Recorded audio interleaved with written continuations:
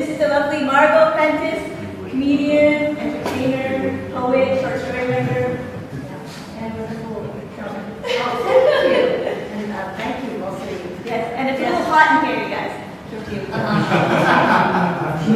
Get it cool off. The original title of this story is Love in the, or Sex in the 60s, but I thought this was a family show, I changed the title to Love in the 60s, okay? And when I smacked into the 0-decade birthday, the 60-decade birthday, I decided to date. Date? I have not been on a date in 40 years. I was apprehensive, but willing to give love a try. One more. I had been married, divorced, and for a few years, a non-dating single. This tale of love in the 60s is not a trip down memory lane when there were hippies and free love and pot. No, it is my own age of the 60s. That seems so long ago because I'm 76 now. However, I remember that time with a smile. Before online dating, women met men and men met women by placing ads in the personal ad columns in the local newspaper. It was like a blind date without a personal reference.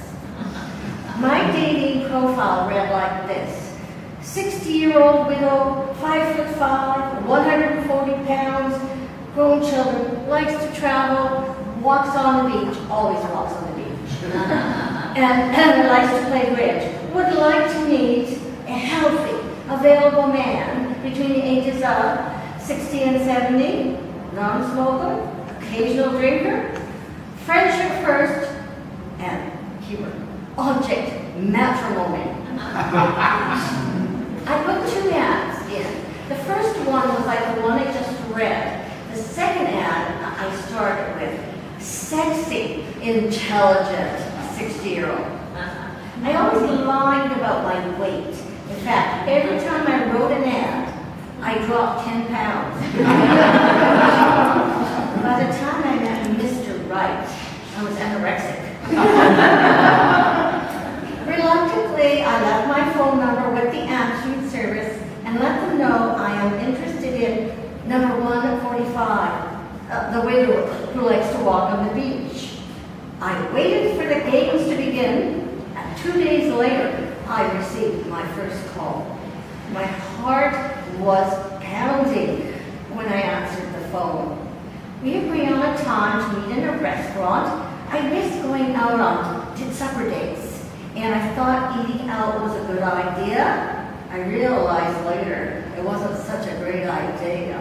I gained a lot of weight.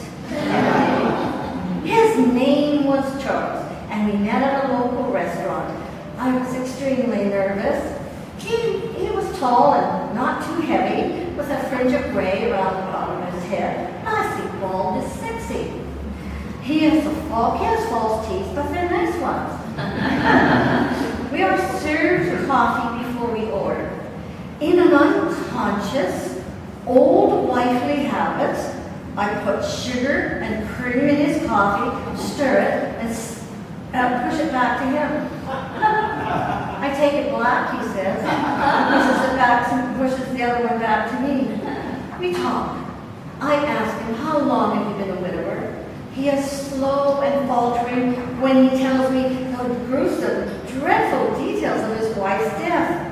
After his sad narrative, he cries loud sobs.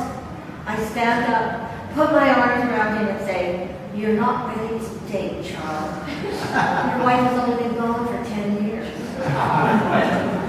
Rule number 1, talk quietly and respectfully for only a few minutes about your departed or ex, and definitely do not wail out loud in public. At the second dinner date, I did not stir my companion's coffee. He sat at the table where he stood and he greeted me. I than I was, but he was a handsome black man, and I'd never dated a black man before, so I thought I would give it a try. He ordered steak and all the fixings. I watch him eat his food, and I am shocked. He talks with his mouth full. Food falls onto his plate. The kicker is when he takes out his dentures and sucks the meat out of them. Did I tell you he was overweight as well? 2 weeks later, I heard from a friend that he died of a massive heart attack. Why wasn't I surprised? Rule number 2. Do not take your dentures out in public. Wait until you've been married a few years. Another date that seemed really promising was with a doctor. We met at his office. He was a tall, good-looking older man, and he looked impressive in his white coat. Drawback alert. He wore a hairpiece, an odd-looking wig of gray and black. It sat on the top of his head like a dead cat. But he liked art, and I liked his paintings, and I thought, well, maybe we could go shopping and get a weave or something. But he took me off guard with this strange question. Of course, we will have intercourse. Huh? What a strange question. I look at him, I look at the hairpiece, I look at him, I look at the hairpiece. I stand up and shake his hand and say, I'm sorry, I lost my girl parts in an accident years ago. Rule number 3, don't wear a bad hairpiece or wig. Another date with a man that sounded perfect on paper was with a successful businessman. He was divorced with grown children. We met at a restaurant, and as soon as the waitress dropped the menu, he looked to me and said, I hope you don't mind. My children are sitting at the next table. They're going to join us. They all scrunch in the booth, and they start questioning me. Oh, would you mind if we came on holidays with you and Dad? Our mom comes too. They've been good friends since the divorce. And we all live with our dad, you know, we have 5 big dogs. Oh, would you mind very much? Oh, I felt like I was being interrogated by the family police. I excused myself, go to the bathroom, slithered to the phone, no cell phones then, and called my daughter to come and get me. I returned to the table, and then I tell them, I have to go home and feed my pet python. And I run into my daughter's waiting car. Rule number 4, don't bring your children on your first date. Don't bring your elderly parents either. The younger man date, and I think that's my sexy ad. I am curious and tempted. On the telephone, he convinces me I have nothing to lose and to meet him. Give it a try. We meet for coffee, and I am surprised how much younger he is. He is an architect and starting his career, and asked me why, and I asked him, why did you want to date somebody so much older? He said, I've always had a fantasy of having sex with an older woman. Oh, well, let's stop right here. This is too weird for me. I asked him his name, and he told me John McCormick. He replies, and I pressed me at straws, but I asked him, are you related to Kevin McCormick? He said, that's my dad. Oh, my dear boy, I cannot date you. I used to date your father. We were lovers as well. This is just too much for me. Rule number 5. Do not date somebody more than 10 years younger, because you never know if you dated their father. There was one date where I met a really weird guy. He thought I was an old hooker and offered me money. It must have been a sexy intelligent romance.